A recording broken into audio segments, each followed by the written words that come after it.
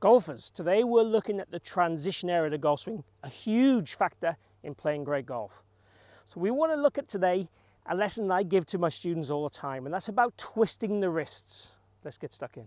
So we're looking today at the wrist action as we start down to be efficient, to be correct, to be strong, to hit great golf shots. Straight golf shots, draw golf shots, faders, slicers, this is exactly what we're working against here. We're trying to change. So what we see with a lot of golfers in this transition area is this lead wrist will twist this way. So my logo on my glove here points more towards my face. I'm exaggerating things here, but that's what basically happens. As I swing down here, this logo will do this. And if you look at that club face, it opens up. To demonstrate that further, if I grab my little club here with my T-peg stuck on, and again, I recommend you get one of these for the house. If I cup that wrist in transition, you see that T-peg where it points. Let's do it down the line. If I twist the wrist the other way, so bow it or flex it, you see where the T-peg points. So we can think about this many different ways. If I think about what I'm doing with the T, and nothing to do with my wrist, point the T to the ground, my wrist goes into that beautiful flex state, strong position that I would like to see in transition. If I think about simply twisting my wrist in transition, the T-peg goes where I want. So the key is it depends how you are as a learner. And what I find with my students is some are very good at thinking of the T, some are very good at thinking of the wrist. I have no problem with either. And we're going to add more depth to this in a minute. So ideally what I would want you to do is think about which hand as well. So lead hand, twist that wrist, okay? How does that feel? I sometimes call it revving the bike. I know this is the wrong hand, but again, revving the bike back would give us the feel of what we want the wrist to do. If we take the trail hand, and again, try and extend that wrist back, and also at the same time, put the lead hand behind the elbow, feel the elbow goes forward, rev the hand back, that's kind of the perfect transition in terms of arms and wrists. So twisting the wrist with the elbow push, if you like, and the elbow getting what we call more external is, let's call it the sexiest transition you could make to play better golf. And again, you can think of it as just pure toss, but I would at home get a golf club, put your lead hand behind your trail elbow, T-peg points to the ground and behind you, elbow gets in front of you, and you want the forearm pointing away from the golf ball at this point and the wrist away from the golf ball. So that's the feeling if we had a club in our hand. Now if I took a ball and I went to throw a ball low and to the right,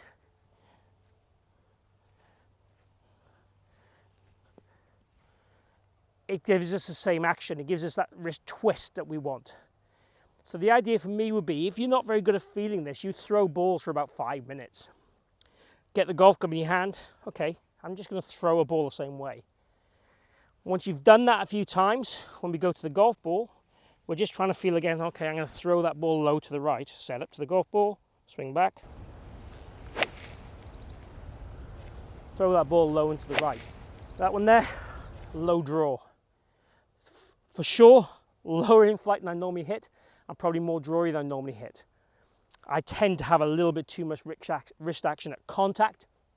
So if I'm getting the club face more close here, and I have the same release pattern, I will hit shots left to touch. But that's my personal golf swing. The more I practice getting the club closed earlier in the downswing, the more then I'd be less active with the wrist through impact, because I wouldn't need to get the club closing through impact to hit straight shots.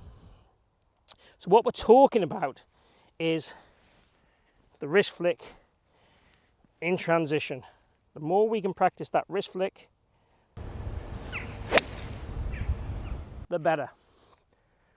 That one was pretty good. Tiny bit too much draw again, but really, really solid shot. It felt manipulated. I am not going to lie to you, the wrist twist will feel different.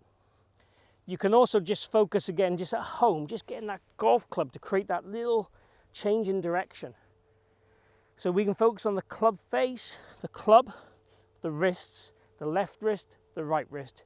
It does depend on just your learning preferences, which one you would feel. How we take it to the golf course would probably be a nice practice swing and then go ahead and hit the ball with that commitment. I'm probably not thinking about the wrist twist, but you might just think again, what can I do with the golf ball? Can I hit the golf ball low and start it to the right hand side?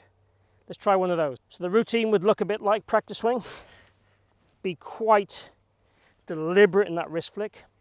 Line yourself up, pick a spot to aim at. Step into the ball. And consciously now I'm just going to try and hit this golf ball low and to the right.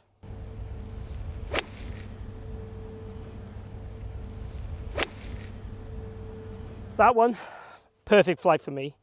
Just dropping left, well struck, straight, but dropping to the left, so trying to draw, which for me would be the perfect flight I'd want to have for 99% of my students. Some will want to cut it, and I have no issues with that. But those dynamics, those moves, are what I would want to encourage in any golfer's transition, any level of golf, and whatever ball flight they want. How we change the release to the ball might change it to be from a draw to a fade, but that's the transition I would want.